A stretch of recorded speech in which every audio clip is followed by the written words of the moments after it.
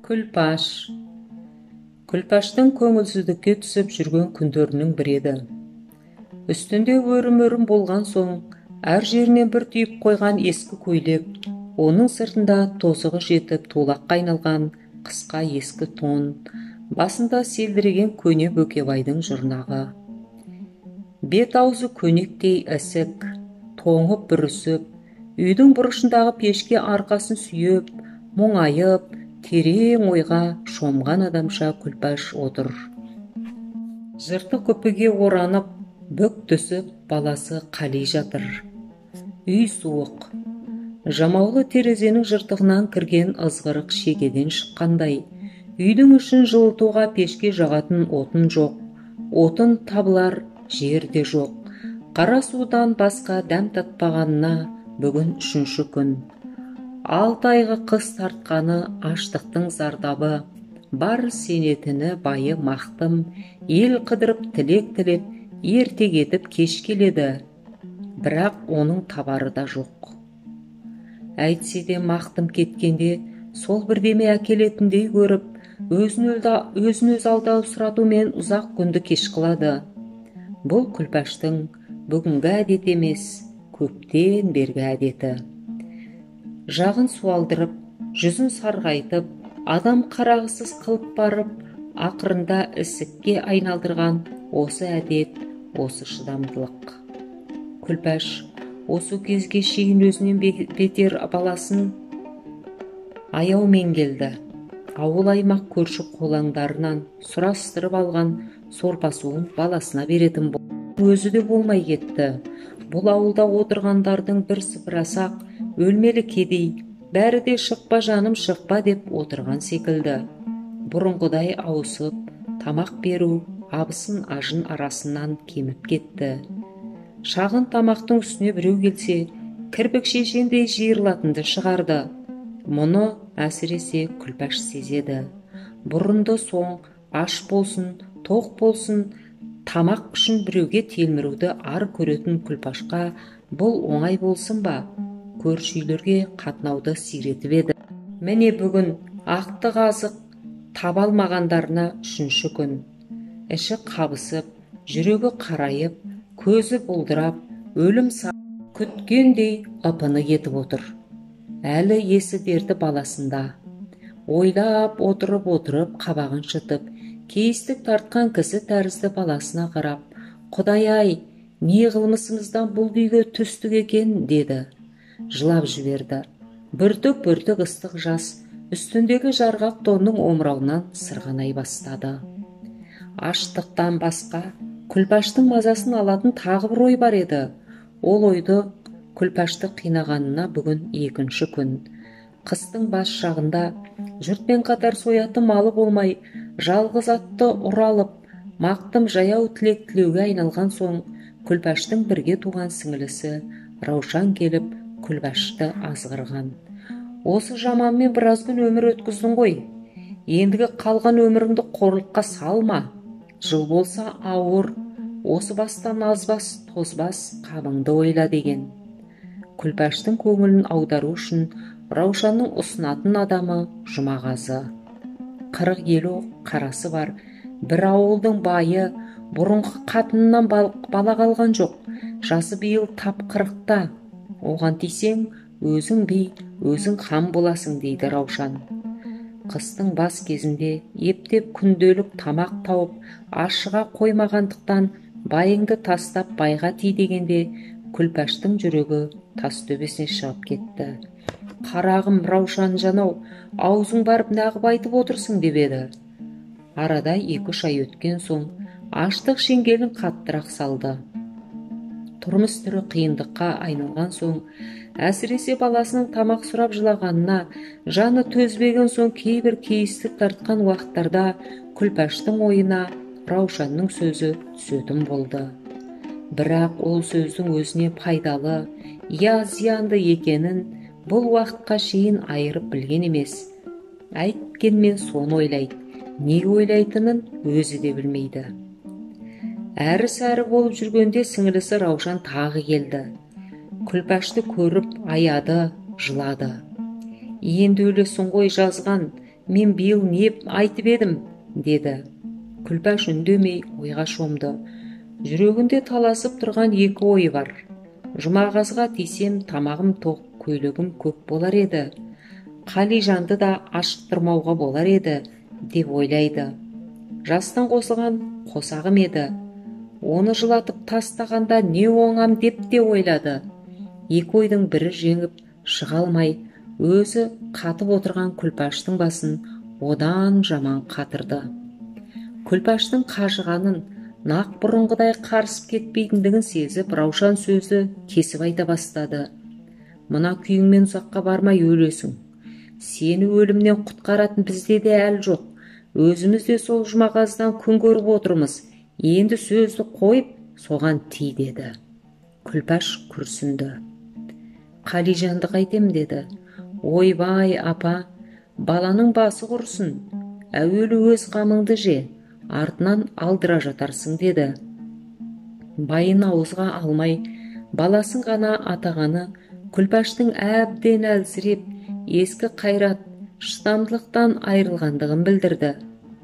Жұмағазының нұсқауымен келген Раушан апасының жайын сезген соң істі бір жола бітірудің қамына кірісті.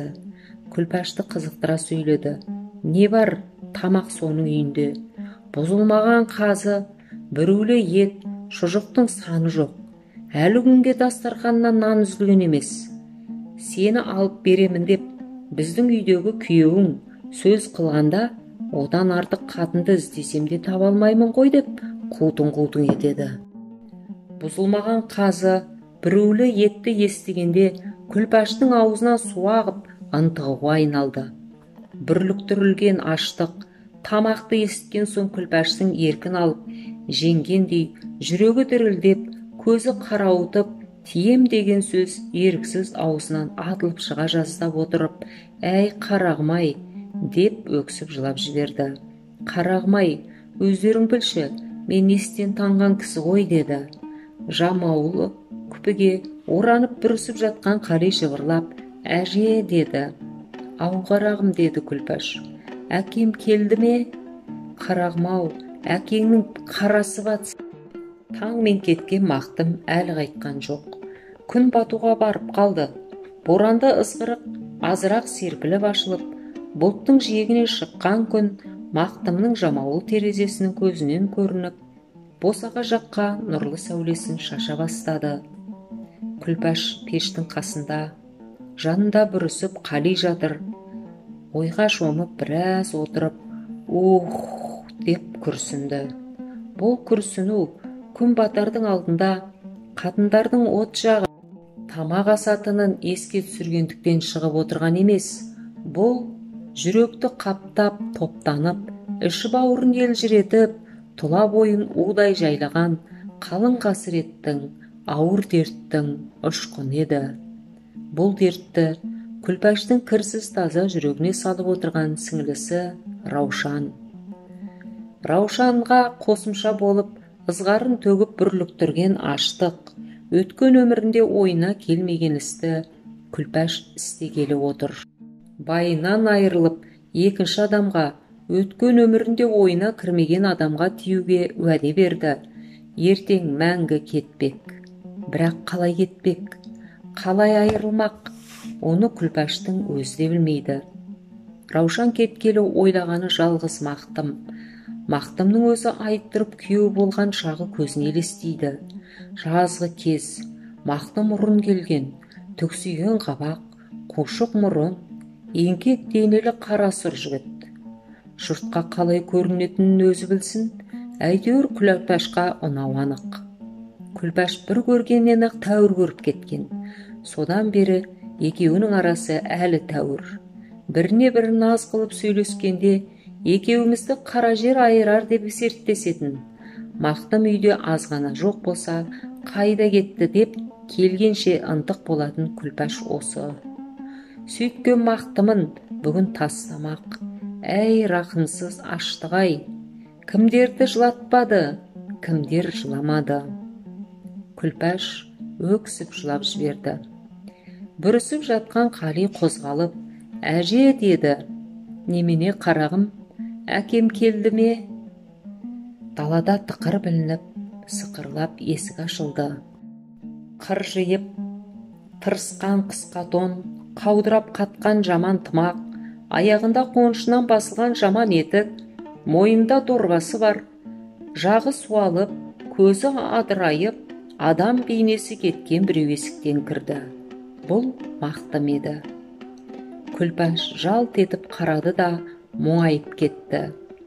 Қали басын көтеріп алып, әке, келдің бе? Келдім қарағым деп, кемсеңдеп, қалтылдап, жыртық етігін сықырлатып, үйдің ортасындағы бағанның түбіне келіп, Мақтым салбырап отыра кетті. Қали сүйретіліп тұрып, екі көзі Мақтымның мойнындағы дорбада ептеп басып жақындады. Мақтым жылап қоя берді. Қалқам-ау, дым жоқ. Күлпаш та жылады. Қали ауыр күрсініп, тәлтіректеп басып барып, күпісіне оранып, Күлпаштың қолтығына басын тыға бүрісіп жата кетті. Көп уақыт өтті. Қас қарайып үйдің ішін қою қараңғылық қаптады. Мақтым бағанға сүйеніп әл отыр. Оқта санда оқылейді. Күлпаш ойға шомған адам тәрізденіп біраз отырып, бір кезде шошынған адамдай кенет басын көтерді. «Әй!» деді. Дауысы біртүрлі қалтырап, үйдің ішін жаңғырықтырды. «Жай ма?» Күлпаштың үні бітті. Не айтарын білмеді. Көзінен мөлдіреп жас төгіле бастады. Қатын, бірдеме айтайын дедің бе? Әншейін, бүгін Раушан келіп еді. Жай келіп бе? Күлпаш тағы сөйлей алмай, көз жасына булықты. Әлден уақытта тағы да «Әй!» деді. «Немене? Жазған айтсайшы, біз осы қайтеміз? Қайдан білейін? Біз өлмейміз бе? Өлетін шығармыз. Біз деп тағы да тоқталды. Біз айырылсақ қайтеді?» Мақтым әлденеге қозғалғандай болды. Үй іші тым-тырыс. Жаңа туған айдың сәулесі түсе бастады. «Қатын, сен неде отырсың? Айырылсақ. Раушан айтты ма?» «Иә». «Қалиды қайтесің?» деп Мақтым кеңсемдеп, өксіп жылап жіберді. «Әттең кедейлік, әттең аштық қылдың-ау!» Пеш пен күләштің арасындағы қуысқа тығылып, бүрсеңдеп жатқан Қали тағы қозғалды. «Әже!» деді. «Қалқам-ау, не қылдейсің? Тоңдым». Марттың іші, жетіге созылған боран бүгін ғана ашылып, жылы шуақ күннің көзі ықтасындағы қардың бетін жылтыратып, терлетіп жатыр. Жерде де бұрынғыдай ызғар жоқ. Артық малдар тысқа шығып, күн шуақтағы боқтықты, шөпті тіміскілеп жүр. Ұзыннан созылған ауылдан оқшау, жеке маңайында бұдыр жоқ, қалың күртіктен моржасы зорға көрініп тұрған шеткер күйге, ауыл сыртындағы жіңішке жолмен жастау әйел аяңдай басып келе жатыр. Бұл Күлпаш еді. Жұмағазыға тигеніне 20 күндей болған.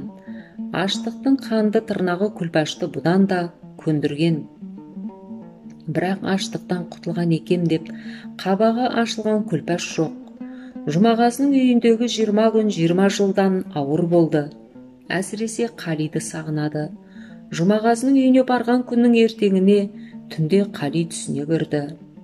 Күлпаш үйден шығарда «Қалқам» деп барып Қалидың бетіне сүйгенде, өкпелеген адамдай аузын бұртитып, тұрған орында қалшиып қалып еді. Түсінде де сол күйін көрді. Аузы бұртиып, көзі әлде қайда бірдемеге тіреліп қатып қалған. Күлпаш «Қалқам» деп бауырына тартса да, тас секілдіп орнынан қозғалмайды. Бір күні түсінде Мақтымды көреді. Ол да ренжулі, ол да ашулы. «Әй, деп Күлпаш бір-екі рет сөйлесе де, Мақтым жауап бермейді. Дүниедегі ең жақсы көретіні байы мен баласын ренжітіп, өзінің бас сауға қылып кеткенін Күлпаш енді ар көре бастады. Өлсем солармен бір өлсем болмайтын беді деген ой кірді. Бір жағынан Мақтым жайын ойлайды. ала дорбаны мойнына іліп алып, таң мен тамақ іздеп кетсе, тапсын таппасын кешке бір оралып соқпай қоймайды. Сондағы азаптанып жүргені қатын баланың қамы, соларды аштан өлтірмеудің жабдығы. Сөйтіп жүрген адамның қадірін білмей тастап кететін не жөні бар еді? Күлпәш барғалы қайғы үстіне қайғы жамап, ақырында бүгін Жұмағазының үйде жоғын пайдаланып келе жатқан еді. Күлпәш бұл жолы түрлі ойға мініп келеді. Мақтым ренжімесе, басқа байыға тидің деп ашуланбасқа, ескі тұрмысқа қайта қайтуда ойында жоқ емес. Аяғын екі-үш басып қайта-қайта сол жақ қойнын сипап қояды. Қойнында екі кесек ет бар. Біреуі Қалиға, біреуі Мақтымға деп жасырып пісіріп алған. Қарағым-ай, етті көргенде не бер екен дейді оқтасанда. Ауылға төніп келгенде екі-үш ит үріп алдынан шықты. Күлпәш елеген жоқ. Кіре беріс шеттегі Ыбырай еді. Биік қылып соғылған ақ қаланың басында Ыбырай тұр екен. Күлпәш оны да абайлаған жоқ. Жүрегі алып ұшып үйіне жеткенше асықты. Ыбырай танып, «Ау, келінбісің?» деді. Күлпәш сәлем қылды да жөнеле берді. Ыбырай бірдем айтқысы келген кісі секілденіп, ақ қаладан аяғын бір-екі басып түсіңкіреп барып тоқтады. Күлпәш үйіне жетті. Лапастың есігіне көзі түсіп, жүрегі қалтырап тіксіңкіреді. Есіктің алды күртік қар, із дегеннен дым жоқ. Малтығып, басып барып, үйдің есігіндегі қарды аяғымен ысырып, есікті ашуға айналды.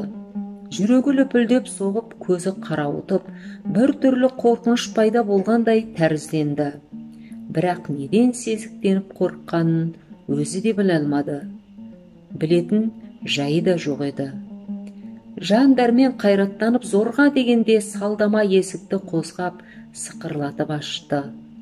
Суық леп бетке соқты. Терезеде жарық жоқ, үй іші тастай қараңғы. Күлпәш қалтыранып кетті. Үйге кірерін де кірмесін де білмеді. Бір аяғын табалдырықтан ішке салып, есіктен қолымен ұстап қалтырап, «Қарағым» деді. Үн жоқ. «Қарағым, қайдасың? Әй, бармысың?» Жауап жоқ. Күлпәш не қыларын білмеді. Жалтаңдап артына қарады. Жүгіріп терезеге барып күртік қарды қолымен қопарып ашты. Нұрлы күннің сәулесі жамаулы терезе арқылы үйге түсіп, жарық қылды. Түс кез екен. Күн топ-тура пешке түскен. Қарды тастай беріп, Күлпәш жалма-жан сығалап еді. Пештің жанында ұйылып, бүктесіп құшақтасып жатқан әкелі балалы екеуіне көзі түсті. Іші елжіреп көзіне жас келді. Ұйықтап жатыр екен деп қуанып, малтыға сүріне үйге кірді. «Қарағым, Қалижан, тұр!» Төніп келіп, Қалиды сүйейін деп ұмтылғанда, көзі Мақтымның көзіне түсіп кетті. Көзі адырайып, аузы ашылып, тісі ақсиып жатыр екен. Күлпәш шошып, «Әй!» деді. Бұдан кейін не болғанын өзі де білмей, өліп жатқан байы мен баласын құшақтай құлады.